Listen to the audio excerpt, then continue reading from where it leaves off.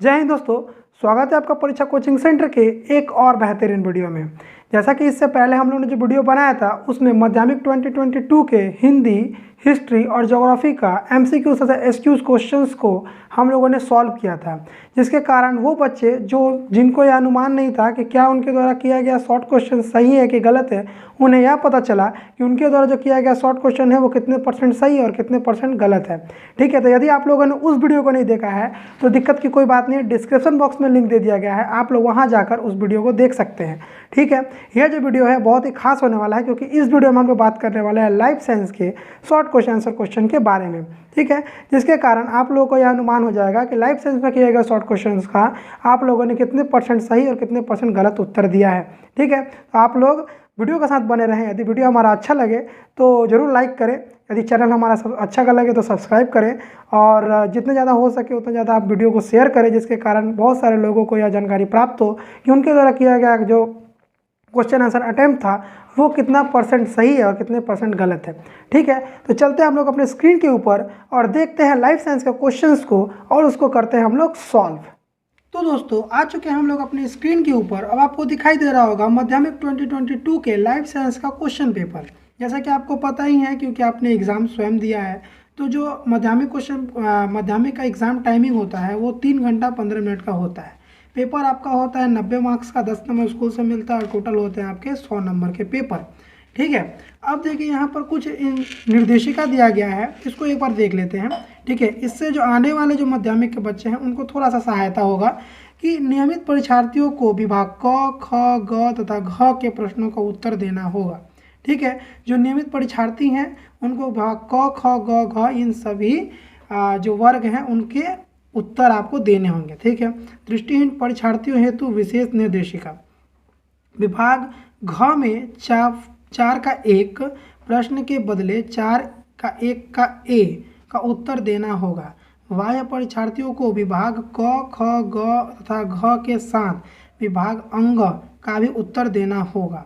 इस विभाग से कितने प्रश्न के उत्तर देने होंगे यह हर विभाग के शुरू में दर्शाया गया है।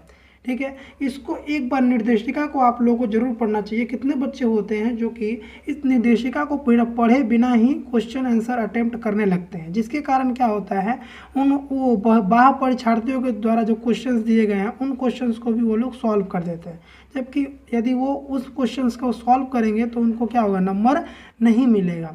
ठीक है, ये सिर्फ बाह्य परीक्षार्थी और दृष्टिहीन परीक्षार्थियों के लिए यह विशेषल वर्ग बनाए गए हैं और आप लोगों के लिए नियमित रूप में क, ख, ग, घ ही आप लोगों के लिए क्या है, उत्तर देने के योग्य है। ठीक है, तो आशा करते हैं आप लोग बताए गए निर्देशानुसार कार्य किए होंगे और यदि आप लोगों ने अगर नहीं किया है तो कमेंट बॉक्स में बता सकते हैं कि आपसे यह भूल हुई है कि नहीं हुई है। ठीक है, आगे चलते हैं हम लोग सबसे पहला क विभाग के ऊपर। तो अब हम लोग आ चुके हैं विभाग क के ऊपर। अब आप देख सकते हैं सभी प्रश्नों का उत्तर अनिवार्य है, अर्थात आपको सभी प्रश्नों के उत्तर देने होंगे। ठीक है, सही उत्तर का चुनाव करें, वाक्य को पूर्ण करके उनके क्रमिक संख्या का उल्लेख करते हुए उत्तर दें। ठीक है, क्रमिक संख्या का उल्लेख करते हुए उत्तर देने का मतलब मैं आपको बताऊंगा अभी। 1 नंबर के क्वेश्चंस हैं, टोटल 15 क्वेश्चन हैं, आपको 15 के 15 क्वेश्चन करेंगे तो आपको 15 नंबर मिलेगा। ठीक है, अब आप ये डिसाइड कीजिए कि आपने 15 टच किया है कि नहीं किया है। यदि टच किया है तो आपका कितना परसेंट सही है और कितना परसेंट गलत है। तो चलिए पहले प्रश्न का उत्तर देखते हैं। लिखा है सही जोड़े को चुने। सही जोड़े को चुने मतलब इन जो 4 ऑप्शंस दिया गया है इसमें से सही जोड़ा कौन सा है, यानी कौन एक दूसरे के साथ संबंध रखता है। जैसे देखिए लिखा है स्क्लेरोला डैश नेत्र गोलक के अंदर अतिरिक्त प्रकाश का अवशोषण करता है, एकदम गलत। ठीक है, एकदम गलत है। ठीक है, कोराइड नेत्र लोगन के निर्दिष्ट आकृति प्रदान करता है, ये भी गलत है। ठीक है, लेंस प्रकाश का अपवर्तन तथा संयोजन घटित करता है, एकदम सही। ठीक है, जो लेंस है वो प्रकाश के अपवर्तन तथा संयोजन घटित करता है।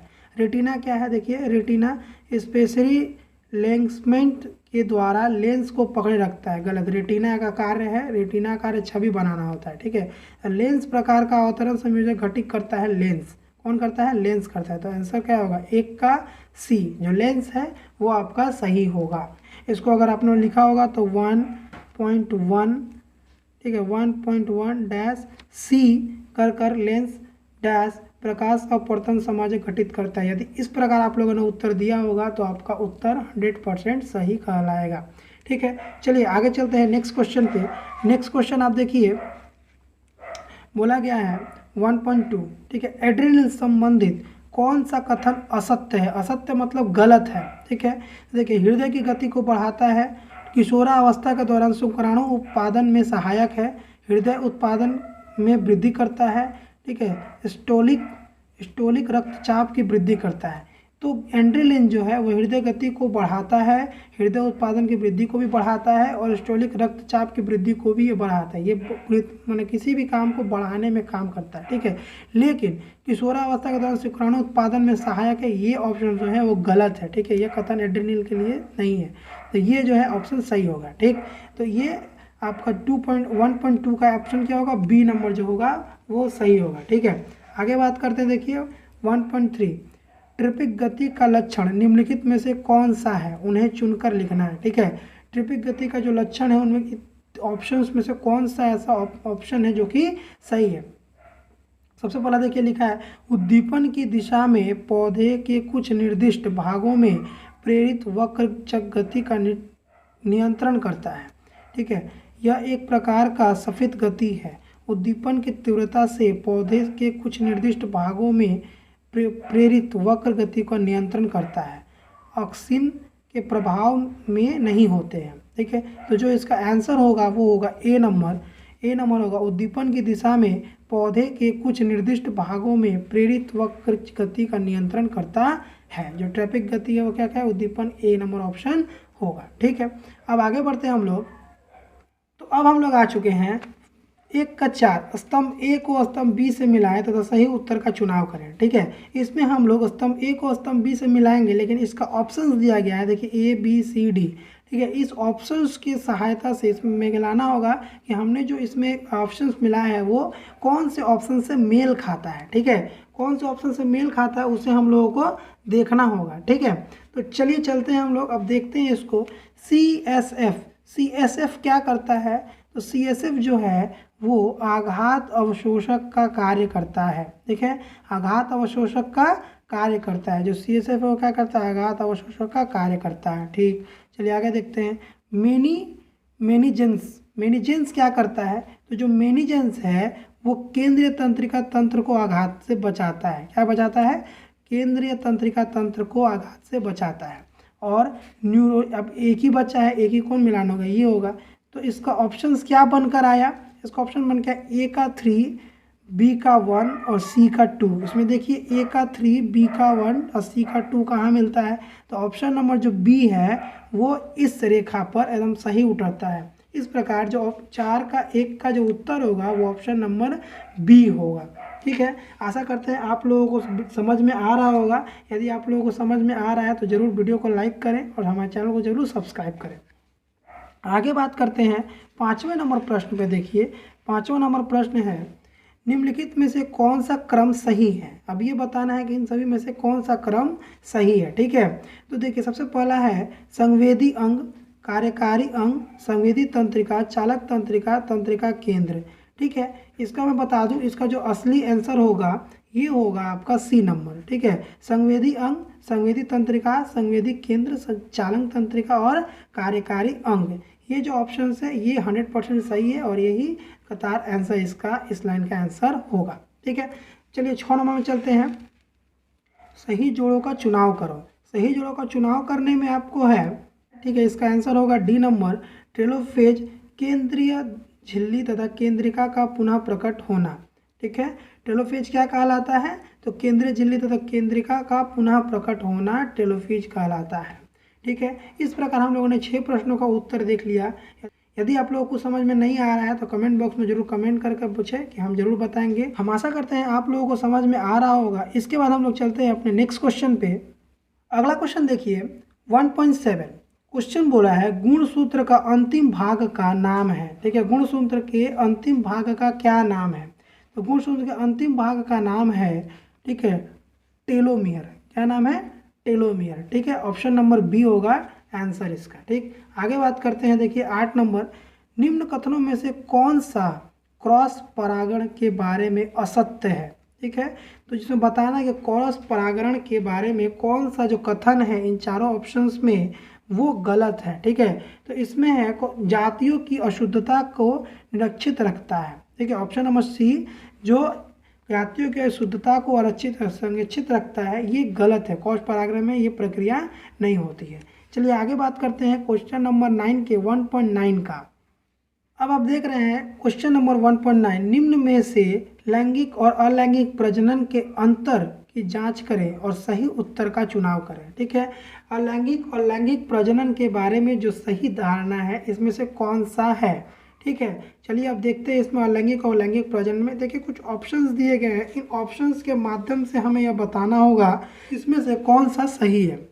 ठीक है, देखिए सबसे पहला दिया है एक ही जाति के विपरीत लोगों के दो अलग जनकों की आवश्यकता होती है। इस प्रकार के प्रजनन से स्पोरों की उत्पादन तथा कोशिका विभाजन द्वारा संभव होता है। एंजाइमोसिस माइटोसिस तथा मियोसिस पर निर्भर करता है। संतानों की भिन्नता पाई जाती है। संतानों की उत्पत्ति एक ही जनक से होती है। इस प्रकार के प्रजनन युग्मकों के उत्पादन तथा उसके मिलन द्वारा संभव है। ठीक है, मियोसिस पर निर्भर करता है। संतान अपने जनकों का समान होते हैं। ठीक है, इस प्रकार हम देखेंगे कि इसमें से कौन सा ऑप्शन जो है वो सही है। तो इसका जो है देखिए जो 2 नंबर बोला गया है, इस प्रकार के प्रजनन के इस प्रकार प्रजनन में स्पैरो का उत्पादन तथा कोशिका विभाजन द्वारा संभव होता है। ठीक है, और इसमें देखिए 3 नंबर में जो बात किया गया है मियोसिस पर निर्भर करता है, और ये जो है ये प्रजनन का जो कार्य है मियोसिस पर ही निर्भर करता है और इसमें कोशिका विभाजन होता है। ठीक है, तो जो बी नंबर ऑप्शन होगा वो इसका सही होगा। ठीक है, 1.9 का बी नंबर जो ऑप्शन होगा वो सही होगा।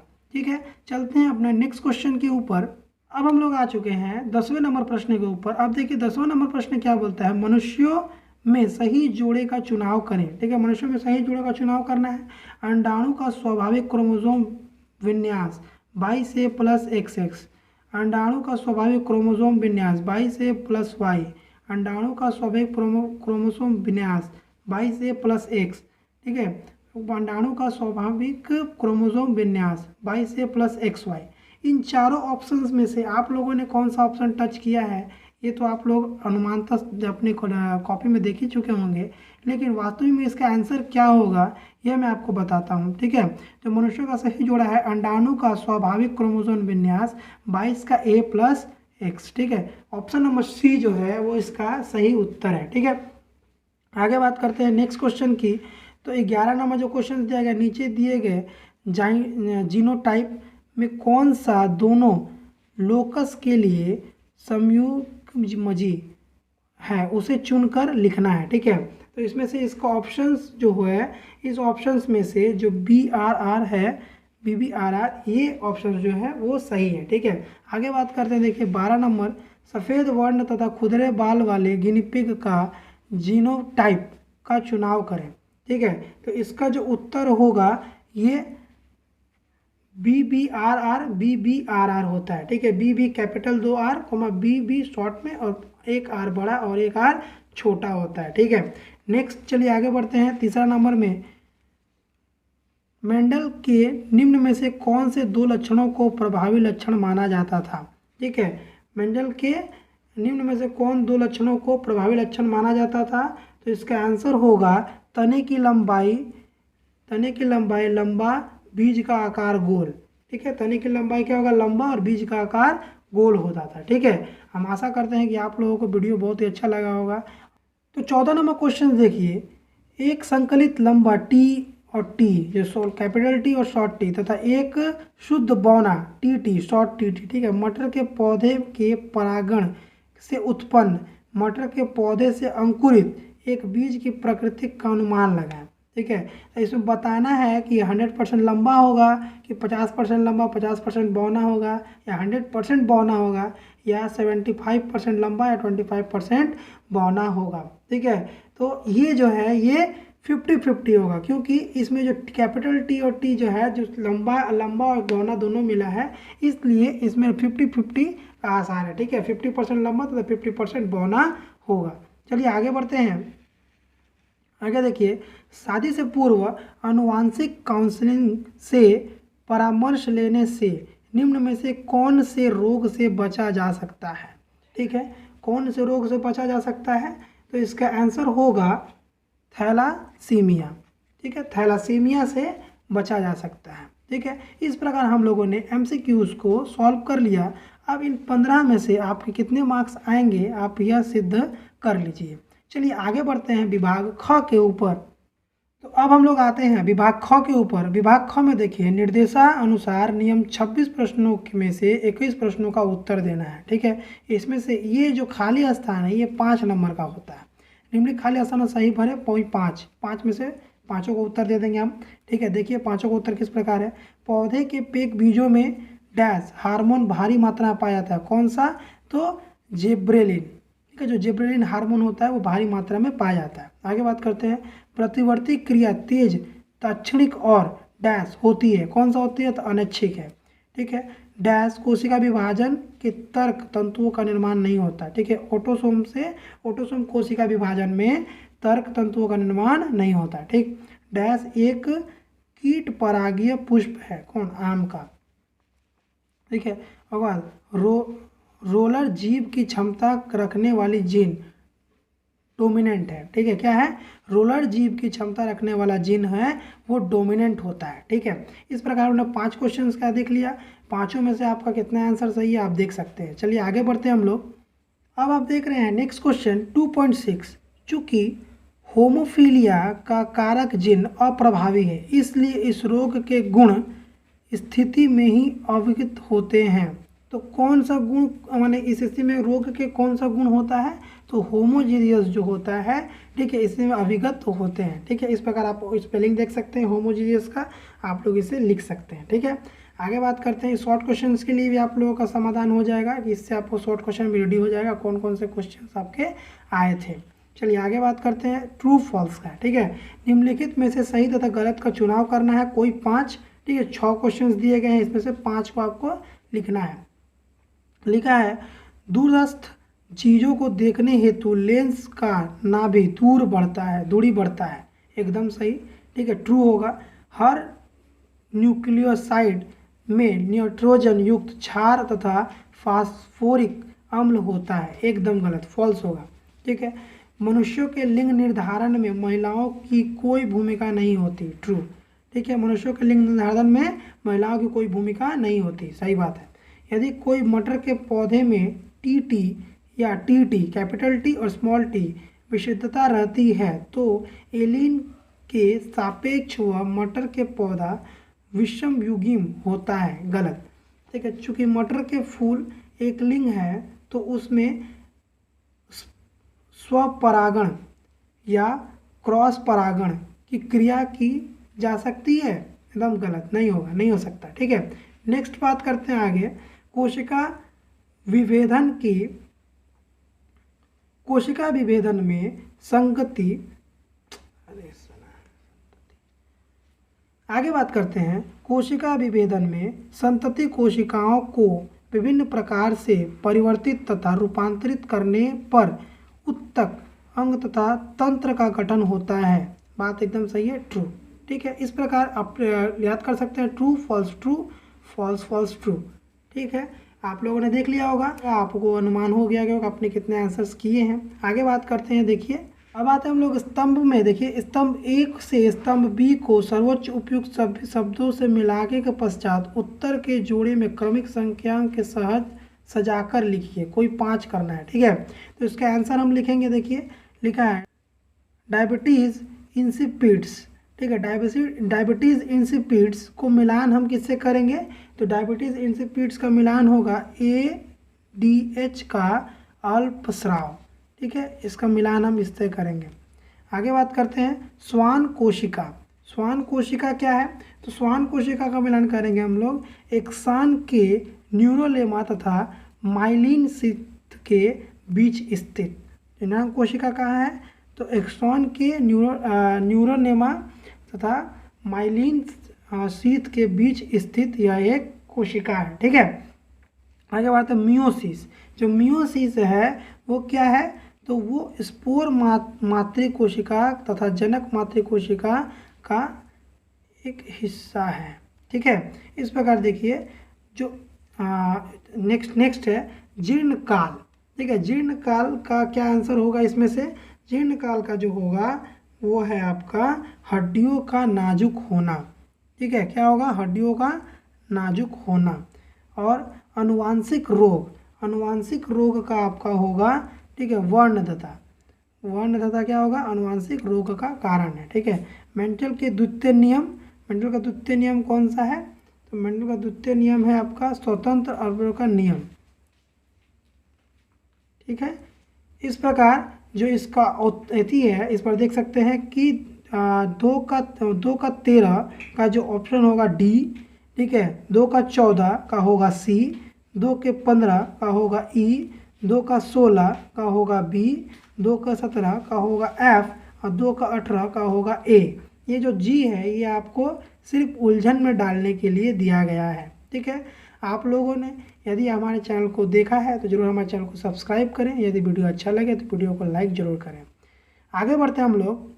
अब देखते हैं हम लोग नेक्स्ट क्वेश्चन को। अब देखिए लिखा गया है एक ही शब्द या एक ही वाक्य में उत्तर देना है। ठीक है, किन्हीं 6 प्रश्नों के उत्तर देने हैं। ठीक है, 2 का 19 नंबर देखिए, निम्नलिखित में से बेमेल शब्दों का चुनाव करके लिखिए। ठीक है, तो इसमें देखिए अल्फ्रेड तंत्रिका, वेगस तंत्रिका, ठीक है, अपसिट तंत्रिका या अर्डियानी तंत्रिका। इसमें से जो वेगस तंत्रिका है ये अलग है। ठीक है, वेगस तंत्रिका को अलग करके लिख दीजिएगा।